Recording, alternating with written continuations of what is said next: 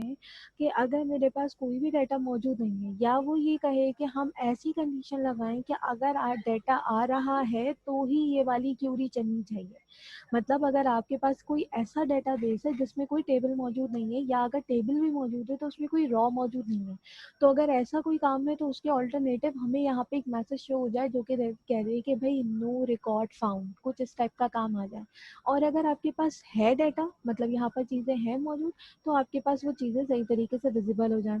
तो उसके लिए क्या करूँगी मैं कि मैं यहाँ पर वाइल की कंडीशन से पहले एक इफ़ की कंडीशन लगाऊंगी, जो कि क्या करेगा आपके पास कि आपकी नंबर ऑफ रॉस की बेसिस के ऊपर काम करेगा। किस तरीके से, मैं यहाँ पर आती हूँ, मैंने लिखा इफ। अभी देखो हमने लास्ट टाइम ना टोटल रॉस क्या करवाई थी, फैच करवाई थी। अगर मैंने टोटल रॉस फैच करवाई थी तो वहाँ पर 7 था तो 7 आ रहा था आउटपुट। अगर वहाँ पर 6 थी तो क्या आ रहा था आपके पास, 6 आ रहा था। लेकिन देखो अगर मेरे पास यहाँ कितनी आती है, जीरो जीरो मेरे पास क्या है यहाँ पर। अब देखो क्या है कि अगर इन केस मेरे पास जीरो रिकॉर्ड है, जीरो रिकॉर्ड से मुराद के टेबल भी बना हुआ है, डेटाबेस भी मौजूद है, लेकिन टेबल में कोई रॉ इंसर्ट नहीं है, तो मेरे पास यहाँ पर कितनी रॉज आएंगी, जीरो आएंगी। और अगर जीरो आती हैं तो जीरो रिकॉर्ड पर मेरे पास एक टेबल तो जनरेट नहीं होना चाहिए ना। वो क्या कहना चाहिए कि भाई अगर आपके पास कोई रिकॉर्ड नहीं है तो बजाय इसके कि आप कोई टेबल जनरेट करवाओ, आप वहाँ पे कह दो कि नो रिकॉर्ड फाउंड। सही है, तो उसके लिए यहाँ पर मैं किसकी मदद से काम करूंगी, मैं इस टोटल रॉज वाले वेरिएबल की मदद से काम करूंगी। ऐसा क्यों करेंगे, क्योंकि देखो यही वेरिएबल है जो बता रहा है कि आपके डेटाबेस में कितनी नंबर ऑफ रॉस मौजूद है। मैं ये चीज़ नहीं चेक करवा सकती कि डेटाबेस मौजूद है या नहीं, टेबल में डेटा है या नहीं। हम ये चेक करवा सकते हैं कि अगर उसमें रॉज है ना, रॉ से मुराद मेरे पास ये जो डाटा फैच हो रहा है, ये एक रॉ है पहली, ये एक रॉ है, ये दूसरी रॉ है, ये तीसरी रॉ है, ये चौथी हो गई, एंड देन सो ऑन।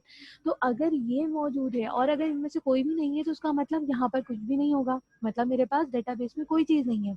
तो अगर कोई चीज़ नहीं है तो आपके पास एक मैसेज आ जाए कि आपका कोई भी डाटा रिकॉर्ड फाउंड नहीं हुआ। तो वो फाउंड वाली चीज़ के लिए मुझे इस टोटल रॉ वाले वेरिएबल के साथ काम करना पड़ेगा। तो मैंने कहा अगर टोटल रॉ वाला वेरिएबल क्या है मेरे पास, not equal to null. Not equal to null से मुराद क्या है कि ये नल के इक्वल नहीं है।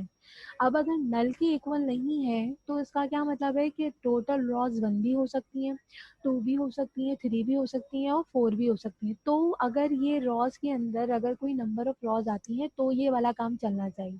सही है, इसको मैं थोड़ा सा यहाँ पे बंद कर देती हूँ। और अगर ऐसा नहीं है, अगर कोई रॉस मेरे पास मौजूद नहीं है मेरे टेबल में, मतलब जीरो रिकॉर्ड है, तो आप क्या करो, एल्स। और एल्स में यहाँ लिखा हुआ आ जाए इको, और इको में आ जाए क्या, नो रिकॉर्ड फाउंड। और ये कब आएगा, जब आप सारा डेटा डिलीट कर दोगे तब। सही है, ये मैंने क्या करा यहाँ पर, नो रिकॉर्ड फाउंड, और मैंने सेव करा। देखो मैंने सिर्फ कंडीशन लगाई है, ये कंडीशन आपके आउटपुट पे चेंजेस नहीं करेगी। यहाँ पर आके अगर मैं रिफ्रेश करती हूँ तो देखो कोई चेंज नहीं हुआ। ये काम मैंने सिर्फ क्यों किया है, क्योंकि जब हम यहाँ टेबल फैच करवाएंगे ना, तो अगर टेबल में आपके डेटाबेस में कोई टेबल नहीं है तो कुछ ना कुछ लिखा हुआ है, वरना वो क्या करेगा, आपके पास टेबल जनरेट करके दे देगा, कोई कंडीशन ही नहीं होगी। सही है, तो यहाँ पर हमें ये क्या करना है, इफ एल्स की कंडीशन के ऊपर काम करना होगा। अब देखो एक काम क्या करना है हमें, अब टेबल जनरेट करना है। अब देखो टेबल जनरेट करने से पहले यहाँ जो मैं वाइल की कंडीशन ये बना रही हूँ, इसको मैं थोड़ा सा क्या करती हूँ, मैं इसके ऊपर लिख देती हूँ एक कमेंट। कमेंट क्या है कि जो वाइल की कंडीशन है ये क्या करके लेकर आ रही है, ये आपका डाटा फैच करके लेकर आ रही है। सही है, ऐसी ही है अभी जो हमने देखा, ये वाली जो लाइन है वो क्या करी है, आपका डाटा फैच करके ला रही है।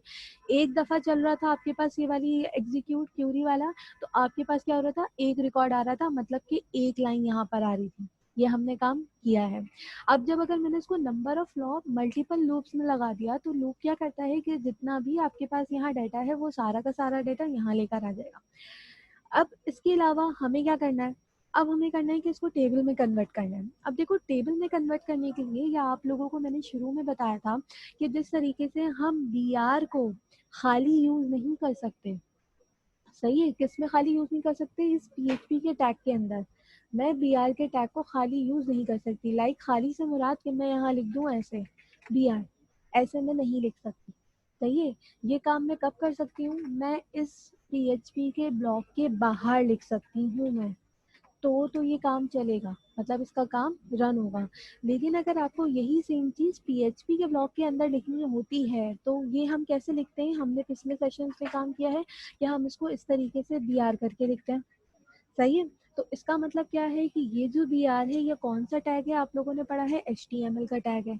अब HTML का टैग है तो मुझे ये चीज़ें बताने का मकसद ये है कि आपके पास इस PHP के ब्लॉक के अंदर HTML का टैग नहीं चल सकता।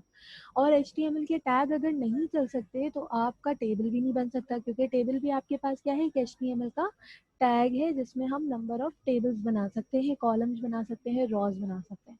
तो उसको सोल्यूशन किस तरीके से निकालेंगे, सोल्यूशन निकालने के लिए मैं क्या करती हूँ, ये इफ की कंडीशन है ना, ये आपके पास क्या है, कर्ली ब्रैकेट।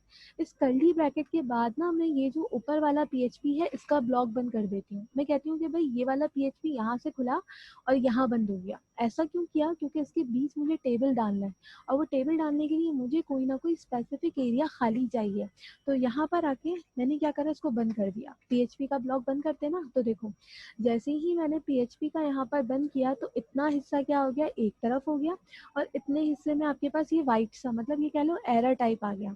अब इसको सही करने के लिए मैं क्या करूंगी कि मैं यहाँ पर एक और PHP खोल लूंगी। तो यहाँ पे देखो ये भी सही हो गया। इसका मतलब क्या है कि भाई ये एक PHP और एक ये PHP।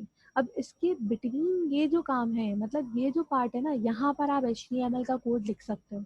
और ये पार्ट किसके अंदर कंसीडर किया जाएगा, ये इफ के अंदर ही कंसीडर किया जाएगा। इसका मतलब ये नहीं कि आप इसके बाहर चले जाओगे या इसके कोड के ब्लॉक के बाहर चले जाओगे, ऐसा नहीं होता। सही है। अब देखो टेबल जनरेट कैसे करते हैं। अब देखो टेबल जनरेट करने के लिए आप यहाँ लिखते हो टेबल, टेबल आ गया। टेबल के अंदर मुझे क्या चाहिए होती है, रॉज होती है। तो हम यहाँ पे क्या लिखेंगे, TR। मैंने TR बनाया। अब देखो TR बनाने के लिए सबसे पहले मुझे क्या चाहिए, मुझे चाहिए टेबल की हेडिंग। हेडिंग से मुराद क्या, यहाँ पर अगर ये नंबर्स की कॉलम है तो यहाँ पर लिखा हुआ है ID, ये नेम है तो नेम लिखा हुआ है, ये यहाँ पर सब्जेक्ट है तो भाई सब्जेक्ट लिखा हुआ है, यहाँ पर जेंडर है तो जेंडर लिखा हुआ है, और ईमेल है तो ईमेल लिखा हुआ है। तो मैं क्या करूंगी यहाँ पर कि मैं TR बनाने के बाद मैं इसकी TH बनाऊंगी। TH से मुराद इसकी हेडिंग बनाऊंगी। तो सबसे पहले हेडिंग क्या है मेरे पास, ID। सही है। इसी के साथ मेरे पास ये TD नहीं लिखना, क्योंकि TD तो हम टेबल डाटा के लिए करते हैं, TH। सही है। यहाँ पर मैंने लिखा नेम। अब इसके बाद हम क्या लिखेंगे, अगेन TH, और मैंने यहाँ पर, मैं देख लेती हूँ मेरे पास कौन सा डाटा है। यहाँ पर होता है सब्जेक्ट का, तो मैंने यहाँ लिखा सब्जेक्ट। सही है। इसी के बाद एक और TH, और इसी के साथ यहाँ पर था जेंडर। ये टेबल की हेडिंग डाल रही हूँ मैं। और इसी के साथ अगेन TH, और यहाँ पर आ जाएगा ईमेल। तो देखो अभी मैंने सिर्फ इतना काम किया है। तो अगर मैं यहाँ पर आके अपने पेज को रिफ्रेश करके दिखाऊं तो देखो ID, नेम, सब्जेक्ट, जेंडर और ईमेल, लेकिन आ तो रहा है। लेकिन ये क्या है आपके पास कि आपका ये कह लो कि चीज़ें अभी भी आपकी उस तरह से नहीं आ रही जिस तरीके से यहाँ आनी चाहिए। मतलब अगर नेम है तो नेम के नीचे सारे नेम ही होने चाहिए। देखो आगे पीछे क्या हो रहा है, इसका अलाइनमेंट के मसले आ रहे हैं। तो देखो क्यों अलाइनमेंट के मसले आ रहे हैं, क्योंकि देखो मैंने टेबल यहाँ पर बनाया और यहीं पर ही बंद कर दिया। सही है। मैंने क्या करा, टेबल यहाँ बनाया, यहाँ पर बंद कर दिया, लेकिन जो मेरी रॉज आ रही हैं वो तो वाइल के लूप से आ रही हैं। सही है। तो क्या करूंगी मैं, ये जो मेरा टेबल का टैग है मैंने यहाँ से इसको कट किया, इसका क्लोजिंग टैग, और यहाँ मैंने बॉडी से पहले इसको कर दिया बंद। अब अगर देखो इसके बाद, अब मुझे क्या करना है कि मुझे इन रॉस को, रॉस कौन सी, ये जो वाइल फैच करके लेकर आ रहा है, इसको अलाइन करना है। इसको अलाइन करने के लिए अब क्या करना पड़ेगा, जरा गौर से सुनना। इसको अलाइन करने के लिए अब मैं क्या करूंगी कि मैं अपने टेबल में इको के अंदर क्या करूंगी, एक रॉ बनाऊंगी। सही है। किसके अंदर रॉ बनाऊंगी, इस वाइल में इको के साथ। तो देखो इसको मैं नीचे कर देती हूँ, ये जो फैच किया हुआ डाटा था इसको मैं नीचे कर रही हूँ, किस लिए, क्योंकि मुझे इसको देखते हुए अपनी रॉस को जनरेट करना है। मैंने इसको सेव किया।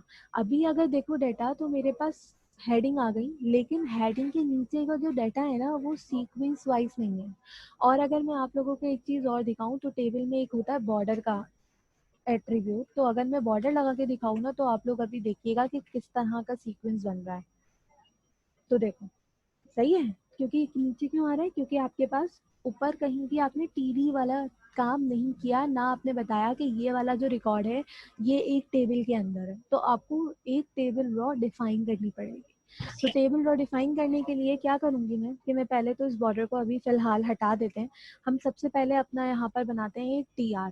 सही है। टीआर का काम मैं क्या करूंगी कि मैं इसको कॉपी कर लेती हूँ यहाँ से, बल्कि हम यहाँ बना लेते हैं, क्योंकि इको के अंदर आप लोगों को पता है इंटेलिजेंस नहीं चलती है HTML वाली, क्योंकि इको मेरे पास एक PHP का एलिमेंट है, तो वो PHP के एलिमेंट को ही सपोर्ट करता है। तो अगर मैं यहाँ पे इन्वर्टेड कॉमास लगा के मैंने लगाया सेमीकोलन, अब देखो मुझे क्या बनाना है, टीआर। तो इसको जरा गौर से सुनना और गौर से देखना। मैं अगर यहाँ टीआर लिखती हूँ ना तो मुझे टीआर ही देगा, लेकिन अगर मैं यहाँ पर आके, सही है, इसके एलिमेंट के अंदर भी टीआर लिखूंगी ना तो वो मुझे बना के दे रहा है। इसका मतलब क्या है कि आप पहले एक रॉ बना लो, उसके बाद जाके आप क्या करना, इसको काम कर लेना। तो बनाने के बजाय मैं क्या करूंगी कि मैं इसको ऊपर वाले को, एक रॉ बनी हुई है, इसको मैं रीयूज करूंगी। किस तरीके से रीयूज करूंगी, यहाँ पे देखो मैंने क्या करा, इन्वर्टेड कॉमास के अंदर अपना सारा डाटा जो मेरी रॉज वाला था वो पुट कर दिया। अब देखो TH है ना, इन सबको क्या कर दो, TD कर दो। क्यों TD कर दो, क्योंकि हमें अब टेबल का डाटा डिफाइन करना है, टेबल की हेडिंग नहीं है। तो पहले मैं इसको TD कर देती हूँ, और इसी के साथ ये हमारी लास्ट हो गई TD। अब देखो क्या करना है, अब ये कह रहा है कि भाई अगर आपके पास ये आईडी वाला कॉलम है ना, तो आईडी वाले कॉलम में क्या आनी चाहिए, सारी आईडीज आनी चाहिए। इसको मैं रिफ्रेश कर लेती हूँ, बार बार आपको देगा। अभी देखो आईडी वाले कॉलम में क्या आनी चाहिए, आपकी सारी आईडीज आनी चाहिए। कहाँ से आएंगी आईडीज, यहाँ देखो, यहाँ पे देखो जो हम फैच करवा रहे थे पहले, वो किस तरीके से फैच करवा रहे थे, डेटा, डेटा के अंदर आपके पास क्या था, आईडी की थी। लेकिन मुझे यही सेम चीज किसके अंदर चाहिए, अब टेबल के अंदर चाहिए। तो टेबल के अंदर लाने के लिए मुझे क्या करना पड़ेगा, यहाँ पर इस चीज को मैं कॉपी करूंगी, किस चीज को, ये जो डेटा वाला। और मैं अगर यहाँ पे लाके, अभी देखना एक चीज, यहाँ पर एक और चीज आएगी, अगर मैं इसको यहाँ लाके इंसर्ट करवा रही हूँ, तो ये यहाँ पर इसको एज अ वेरिएबल कंसीडर नहीं कर रहा। क्यों नहीं कर रहा है, क्योंकि देखो जब भी हम इको में इन्वर्टेड कॉमास के अंदर क्या चीज प्रिंट करवाते हैं, स्ट्रिंग। लेकिन अगर मुझे कोई वेरिएबल की वैल्यू प्रिंट करवानी होती है इको में, तो मैं कैसे प्रिंट करवाती हूँ, अगर लेट सपोज मैं यहाँ पर इको में लिखूँ टोटल रॉज, जो हमारे पास यहाँ पर मौजूद था वेरिएबल, कहाँ गया, ऊपर वाले उसमें होगा ना, ब्लॉक में, ये रहा।